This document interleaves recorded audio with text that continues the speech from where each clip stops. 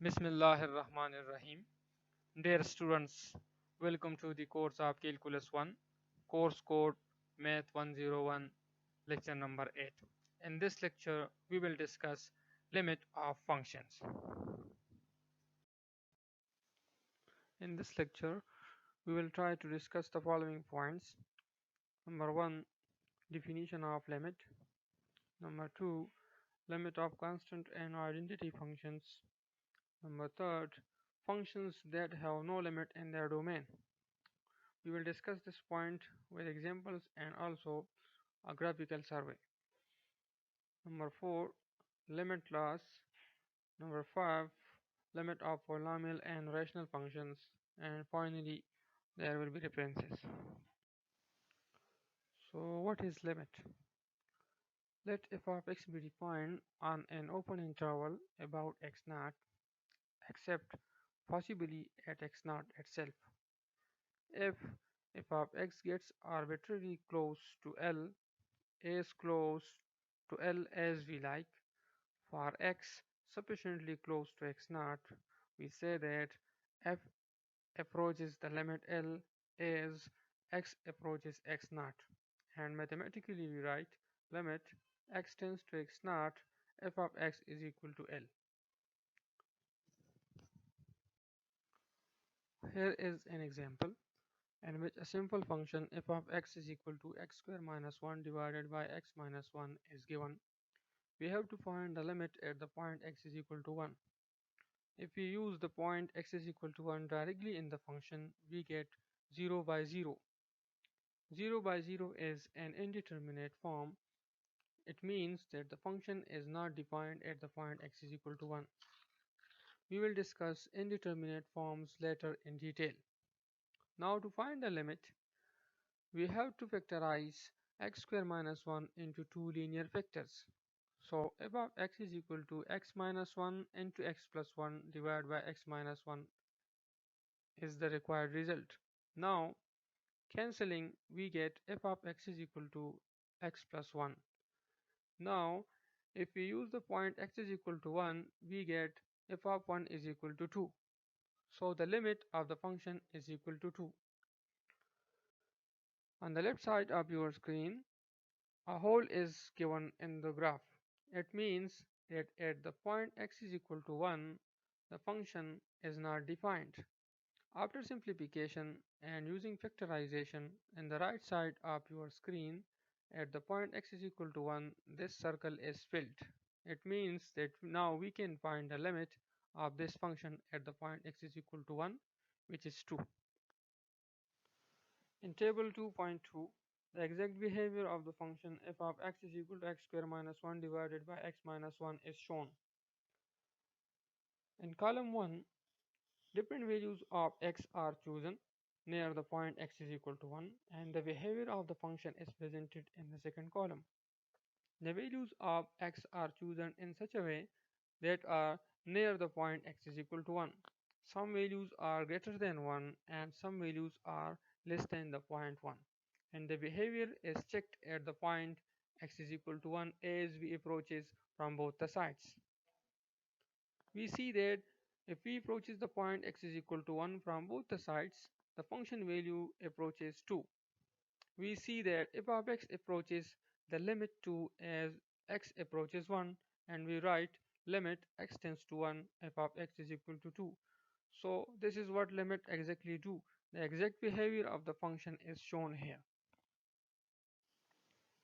In this example, we have to show that the limit value does not depend on how the function is defined at the point x naught. For this, three different examples f of x, g of x, and h of x are given below. All these functions are plotted. So in example 1, f of x is equal to x square minus 1 divided by x minus 1. The graph shows that at x is equal to 1, the function is not defined, but still we can find the limit, which is equal to 2, as we have shown in the previous example. In example 2, g of x is equal to x square minus 1 divided by x minus 1 when x not equal to 1, and g of x is equal to 1 when x is equal to 1. This function is plotted also. At x is equal to 1, the function is defined. But if we find the limit at the point x is equal to 1, the limit value of the function is equal to 2. So the limiting value and the defined value of the function are not equal. In the third example, h of x is equal to x plus 1 is plotted. At the point x is equal to 1, the function is defined. And if we find the limit is also equal to 2. So the limiting value and the function value are both equal in this case. Techniques for evaluating limits. In this lecture, we will study just the direct substitution of limits. In later lecture, we will study the indeterminate forms and other special forms to evaluate limits. The direct substitution property. If f of x is a polynomial or a rational function and a is in the domain of the function f, then limit x tends to 1 f of x is equal to f of a. It means to find the limit of the rational function and the polynomials in their domain, we have to use just the limiting value in the function. Before going to example 7, first we present example number 8. The identity and constant functions have limits at every point. In part A, an identity function f of x is equal to x is chosen, in which we have to present the limit at the point x is equal to x naught. So limit x tends to x naught, f of x is equal to x naught. So the identity function limit is x naught at the point x naught. In part B, the constant function f of x is equal to k is presented. To find the limit of the function f of x is equal to k at the point x is equal to x naught, the function value is equal to the constant k. Now going to example 7, finding limits by calculating just f of x naught. In part A, the function is a constant function, so using the example number 8 property, it must be equal to 4. Similarly, in part B, it will also be equal to 4 because a and b are both constant functions.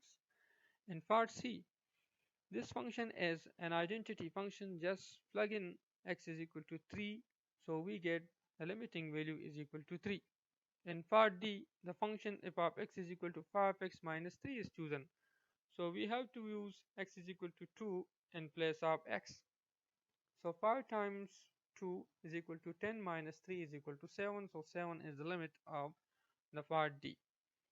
And similarly in part E, a rational function f of x is equal to 3x plus 4 divided by x plus 5 is chosen. So x is equal to minus 2 is in the domain of the function. So we can just plug in the value. We get minus x plus 4 divided by minus 2 plus 5, which is further is equal to minus 2 by 3. So the limit in part E is equal to minus 2 by 3.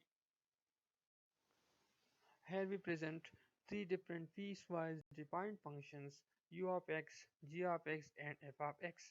All these three functions are defined in their respective domains. We have to find the limit at the point x is equal to 0. Here the three different piecewise defined functions are graphed. In part A, the unit step function u of x is plotted. This function is plotted in two different pieces. To find the limit at the point x is equal to 0, we can approach this point from both the sides. So approaching from minus infinity towards the point 0, the function value tends to 0. So from the left side, we get the limit is equal to 0. And approaching towards 0, from the right side, the function value is equal to 1, which is not equal to 0. So the limit of this function is not unique at the point x is equal to 0, so the limit does not exist. In part B, the function g of x is plotted. To approach the point x is equal to 0, we can approach from both sides. Approaching from the negative axis towards 0, so the function value goes towards minus infinity. And approaching towards 0 from the right side, we get the function value goes towards positive infinity. So positive infinity and negative infinity are not both equal. So the limit is not unique at x is equal to 0, so the limit does not exist. In example third, f of x is plotted. If we approach towards the point x is equal to 0 from the left side, the function value is 0.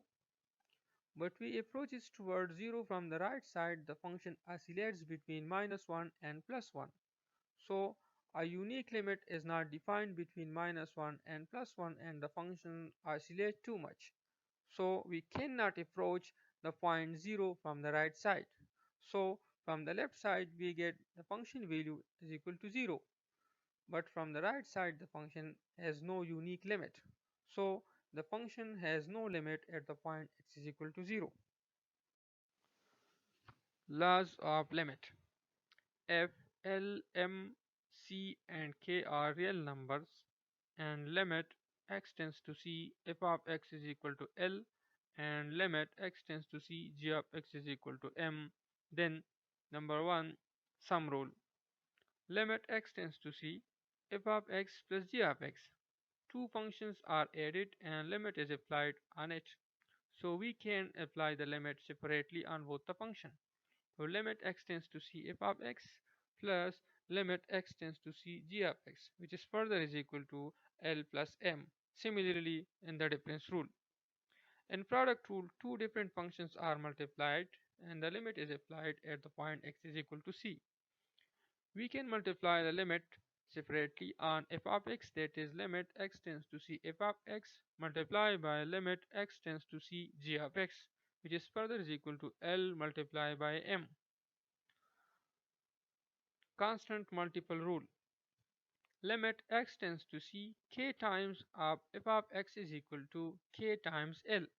It means that we can take k common out from the limit. So k times limit x tends to C of the f of x, which is further is equal to k times L. And number 5, quotient rule. Limit x tends to C f of x divided by g of x is equal to L divided by M, provided that M is not equal to 0. It means that we can apply the limit on the f of x separately and g of x separately. Limit x tends to C f of x divided by limit x tends to C g of x is equal to L divided by M. In this example, we are going to implement the laws of limit. So three different examples are chosen. In part A, we have to find the limit at the point x is equal to C of the function x cubed plus 4x squared minus 3. This function is the combination of three different functions. So three different functions are added and subtracted to each other. Now we are using rule number 1 and rule number 2, that is sum and difference rule.